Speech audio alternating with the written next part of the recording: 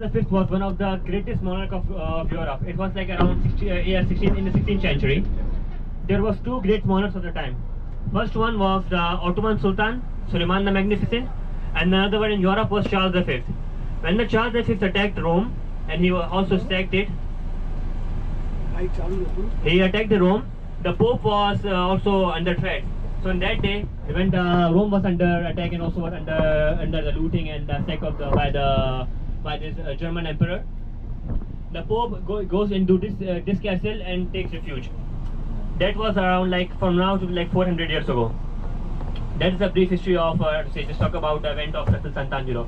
But of course, it's another point. We can go on for like another half an hour for this monument. Rome is full of monuments, as you can see. We have Fontana di Trevi, we have Piazza Venezia, we have right now we are just going to Colosseum. Right now here we have Castel Sant'Angelo and many more. Just talking about the city, I was saying Rome is more than 2,500 years ago. Rome was built on, it's also based on legends because we don't have the exact fonts and the history of the books now. It's like more than like 2,500 years ago. So the Rome was built, it's agreed upon like 700 BC, before Christ. The history is, there were two brothers. The name was Romulus and Remus. They were born to the Etruscan kings. And the thing is, when they were born, the king obviously, when they were born, he just sentenced them to death. The reason is, their father was a king. But another man, one of their generals, who usurped the throne and take the throne for himself and sentence the princess to die. So there was their mother called Rhea. She also was taken into the prison. There's a legend goes by Romulus and Remus. Their father was a god of war, Mars. So they were technically semi-gods according to legends. They were not humans. So when they were sentenced to death, they did not kill them by killing them, taking their heads off, something bloody. They just leave them, both of their bodies, in a basket in a river. The river is Tiber, one of the main river of Rome. I think you can even see down here in the left. There's a Tiber river, and this is the river where the Rome was built. The Roman civilization, the Roman Empire was built next to this river Tiber. As you can see in India, we have Indus River, where the Indian civilization was born. In Egypt, we have Nile, where the Egyptian civilization was born. In Rome, we have Tiber River, where the Roman civilization was born. So when these two brothers were thrown into the river, into the river banks, of course for her to kill them, things didn't go according to plan. When they were in the river, they flew the river and reached a bank. There was a wolf, a she-wolf. Keep that in mind. This is a very important character in our story, she-wolf. You can find many statues of her with the two babies, and this is represent the legends. The she-wolf, she rescued, instead of eating the babies, she took them in and feed them their milk. The she-wolf feed their brothers their milk, and she didn't eat them. She let them live. As you can see, there's many statues in the Rome that explains about this legend story of the she-wolf and the two babies. And there was a farmer who come along and see to these two babies, and he took them. He adopted these brothers. And when the time passed, like 10 years, 30 years passed, and these brothers were all grown up, their father, the adoptive father, that farmer, revealed them their true identity. They were the nobles. They were the prince. They were prince of the kingdom that the general was took from them.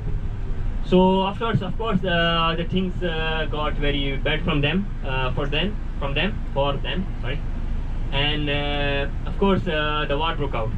So these two brothers go back in their home country, to back their kingdom and fight along the general and kill them.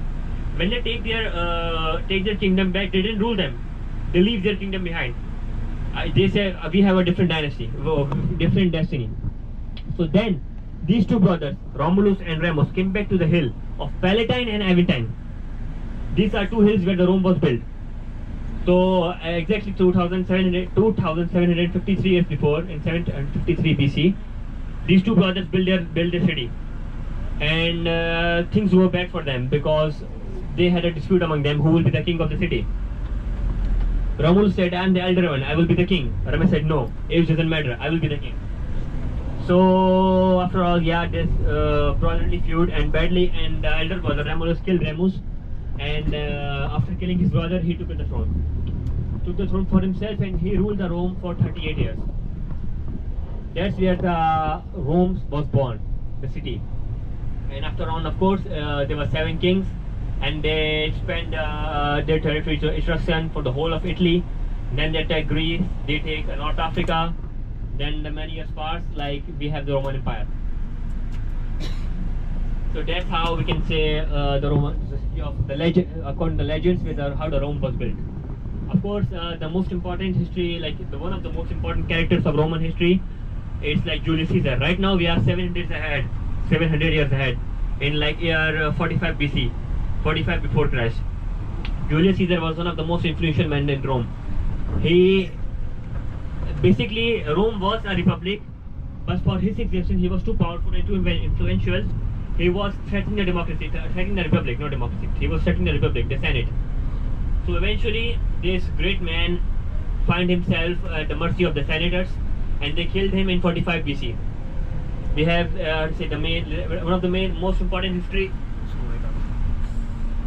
There was one of the most important events in Roman history when the Julius Caesar was killed by the senators, and his adoptive sons, Augustus, Octaviano. He was not Augustus, he was Octaviano first. He was his, nephew, but Caesar took him as his adoptive son, and then he goes to rule on in his place. He took his place. He didn't rule them.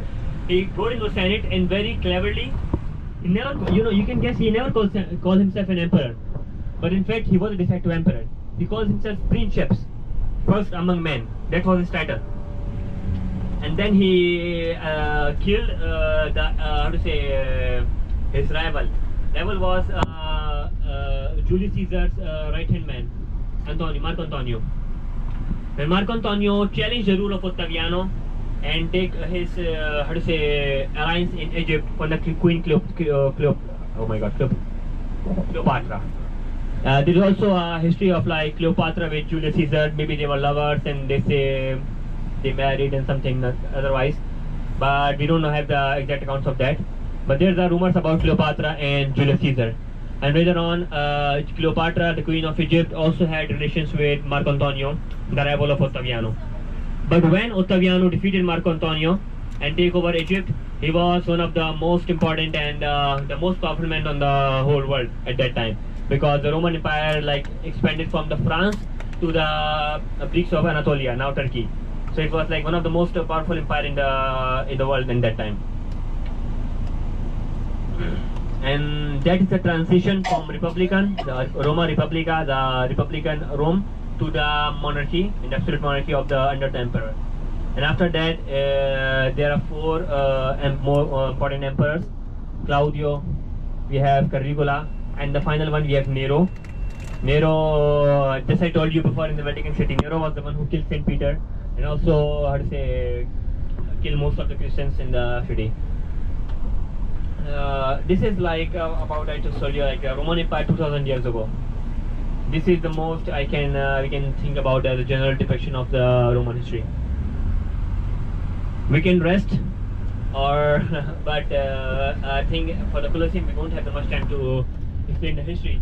So I will just briefly talk about you of the unity of Italy. Right now we are in after 1800 years, in 1825, around 19th century. In the 19th century and before also, Italy was divided. Roman Empire obviously has ended, Middle Ages has passed, all the things have gone, and Italy is now lost its former glory. Italy is now divided into pieces. The main player is not Rome. The main player in the geopolitics is not Naples, it's not Rome, it's France. We have got France. We've got Napoleon, in fact. The Napoleon, he just got defeated in in the 18th century. So the Europe is pretty much in different power zones, and Italy is pretty much divided. There's no federal government. We have Milan and Venice, which are under the Austrian Empire. We have South Italy, which is under the Kingdom of Naples. We have Sicilia, we call it Sicily. It's an independent government. There are papal states who have the center of the Rome and center of the Italy, and then we have Sardinia, Piemonte. Italy is pretty much divided. Every city has its own government. So These are two men, the two most important men in this play. We have Giuseppe Mazzini and Giuseppe Garibaldi. These two are the generals who will fought the three independence war for Italy, and later on they will unite them. The first independence war was Giuseppe Mazzini for the Battle of Rome. So Giuseppe Mazzini, basically Italy take over the Rome from the Pope and kick him out. But then Pope, who is one of the most important figure in the whole Europe, because of course he was the head of Catholic Christianity. So he then asked Napoleon III. He was not emperor. He is the nephew of the famous Napoleon. He's not the same Napoleon. Napoleon the emperor died before, and now he's his nephew, Napoleon III, who was of course the leader of France in that time. He listened to Pope and took back Rome for the Pope and defeated the Italians. But when the Pope re-entered the Rome as a city, it was not city anymore. Like it was his, but technically the troops of France, the French army, was still in Rome. So France was allied as an ally, as a friend of Pope, and he defended the Rome from the Italians who wanted to occupy the city. So this is where the Pope and France made their alliance, and Italy was not trying to be united, but this was the first independent war, and then they failed it. So the first independence war was in 1948. The date is 1948. The battle happened, and Italy, Mazzini was defeated from the French troops. Then we have another important player in our Game of Thrones, you can say, of Italy. We have like Victor Emmanuel I. He was the king of Sardinia and Piemonte. He was one of the most strongest of the divided city-states of Italy. So he, with the alliance of the Mazzini and Garibaldi, he participated in the war between Austria and the Crimea. There was another, between Russia, this is the city of state of Crimea. There was a war between them, and Italians participated in that war only against Austria. So the United Kingdom and France will help them, Italy, to take the Italian territories to the north. Yeah, this is the Colosseum. I think I will just skip the story of Italy. Do you want to talk about Colosseum, or I should go about the unity of Italy? Colosseum. Okay. Colosseum is 2000 years old, and also it has remained one of the 7 wonders of the world. Of course, there is sometimes in the due period they change it, but it has been one of the 7 wonders of the world. It was built by Vespasiano. It was the emperor of Rome, and the construction was started by Vespasiano, but finished under his son Titus, Tito Flavio. The name was Flavi. We call them the Flavi. The father started the construction and the son completed it, Titus. And you can see it is 2000 years old. And in this part of the city, the Colosseum, just look at the left of the side, you can see much of this is like a much more in order, like a newly built. That's because the Colosseum has suffered some earthquakes, some fires. So in the end, they had to rebuild some part of it. And this side, you can see it's the part that was rebuilt after many centuries after. The Colosseum, of course, have had different variations. In the one time, it was also a graveyard. Yeah, it was also a graveyard for the Christians. But in the start, when the Colosseum was built, it was built on the statue of Colossus. The Colossus statue was built by Emperor Nero. But when Nero built it, it was to explain his grandeur. But the next emperor, Vespasiano, destroyed that statue and built Colosseum on top of that, just to show that he was much greater than the previous emperor. I think it would be much better if we move around and talk like walkingly. So let's move.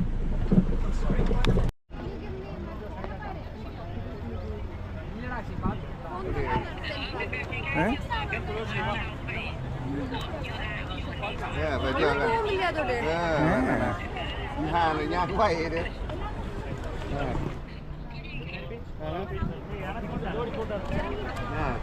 คอยได้ตามมันอยู่ได้แจกก็เมียเราคือเอาไปมากกว่าเขายางเองแล้วก็เขายางเองก็เขาไปชั่วของเขาเองฮะ